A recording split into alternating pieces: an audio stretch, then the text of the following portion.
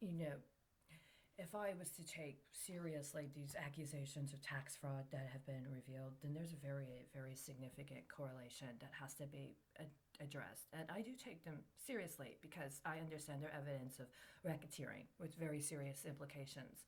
And among that is the situation with Bear Stearns. There was recently released, within the last year and a half, a video that was a sort of attempt at a documentary about the onset of the 2008 financial crisis. And it had some very notable people speaking, including two presidents, including who was in charge of Treasury at that time. Now, this was made within 2 years. The problem is that years ago, this publication used to publish very provocative things. Video format's something different, right? But it's one of those things where I think about what it was like when I used to be a newspaper editor.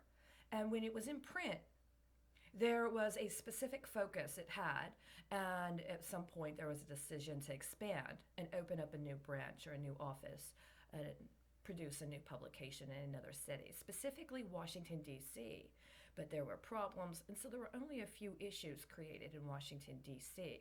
But all of the work for the D.C. issue happened in Chicago, where the main paper was. And at some point, the board of directors, which included a congressman, by the way, a veteran, senior congressman, by the way, as well as people in the financial sector, very key parts of the financial sector in Chicago, went through some sort of board reshuffling. And they didn't invite the staff, and they didn't invite the day to day operations managers. There were certain people they invited to this high level board reconfiguration, and they completely changed what were supposed to be the intended objectives of the organization, including in manners that knowingly and intentionally altered the focus of the content. They wanted what had already created this newspaper as an award winning newspaper with a very substantial circulation that actually made a good deal of money for the people who were the primary stakeholders, which were the vendors who sold the paper. They wanted to completely change what had created it as something that was such a quality production because they had other ambitions that they didn't want to reveal at the time. Now things have gone on the way they have, but those early articles are inaccessible. You can't find them. They never digitized them. They were never scanned in and put online. There was a time when it was transferring. It was a website. So there was a formal website that had 2 to 3 articles per issue online. You can't find that either.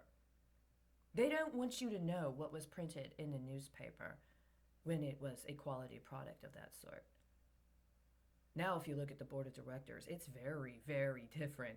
They've got a very high caliber board of directors for that publication, but the publication itself, it's nothing like it was back then, including and especially the content. And it's exactly how I saw this documentary about Bear Stearns and its role in the 2008 banking bailout.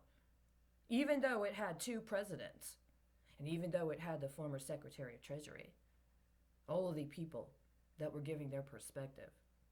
Well, the primary source documents from that time, it doesn't match what they're trying to market now as being the implications of what went on prior to as well as what went on afterward. One of the things they don't discuss is congressional hearings around money laundering that happened about 10 years earlier. 9 years on one level. But these hearings were part of pieces of legislation that had been proposed 10 years earlier.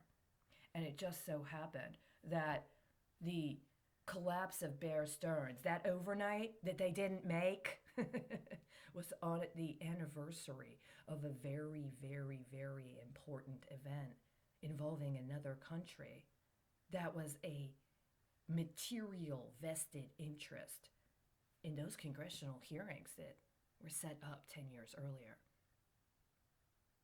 So I'm looking at this, and it's just Wikipedia. I know, right? But this is what it says, and I'm very concerned. Where is this?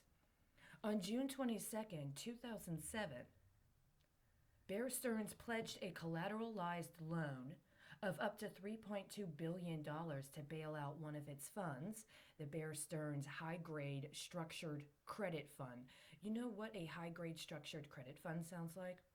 If you're somebody that has a portfolio of derivatives, and in your portfolio of derivatives, you have people that are supposed to be performing in a particular manner, and something comes up and they can't pay on their credit card bill for a while.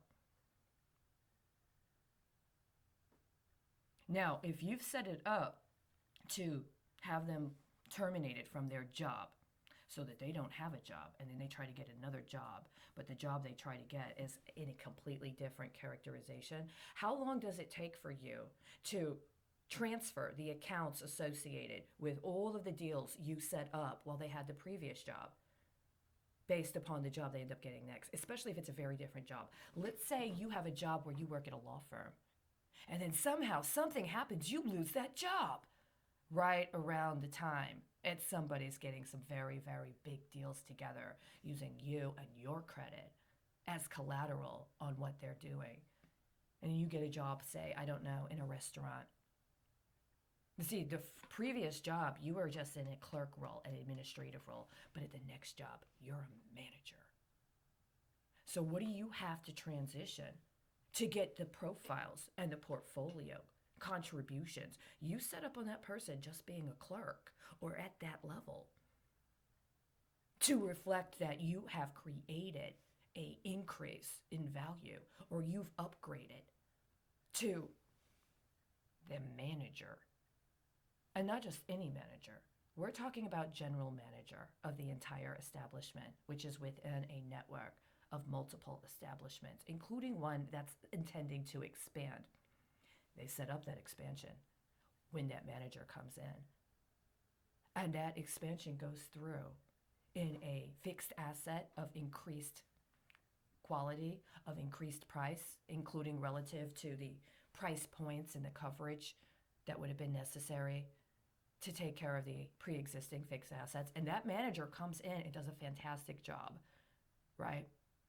Well, can you keep her performing at that level if you are using her merely as collateral or an underlying?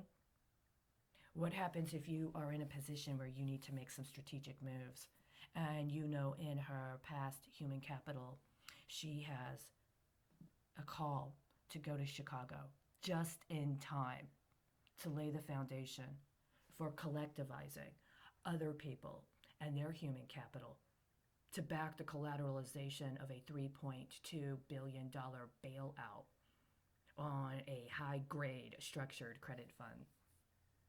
You know, priorities regarding grading of assets at that time were in serious transition, weren't they? Now, it makes a difference if you can find a way to engage a political paradigm that, as a matter of principle, is working toward legislative change that may change parameters around which one can access certain assets that previously would not have been legally accessible. You know exactly what I mean. And I know exactly what you did. You want to keep fucking going? You really want to keep going there? I mean, it was very high quality production, don't get me wrong. The manners in which it was set, the aesthetic. I've been to the library, the presidential library. It matches. But I know what it cost, and I know you didn't fucking pay for it. And the people who didn't know that's what the fuck they were paying for. You created a complete fabrication to overwrite all that had gone into creating a certain kind of value that wasn't yours. And now, because of your lies, all that you stole to create that movie, well, unfortunately, it was fraud. And you didn't pay the taxes yourself even. So now it's tax fraud, right? And then you just wanted to spend some time sowing some seeds of dissent and then try to work another level of the scam. And then what? All those other opposition candidates that you didn't successfully liquidate completely because they were able to take all of the stuff that you had already dispossessed of people that you were trying to liquidate. And then they're going to try to work the same scam you did. It's rape. It's rape. Literal fucking rape. And just because you were able to negotiate a better fucking price point with the pimp doesn't mean it's any less fucking rape, assholes.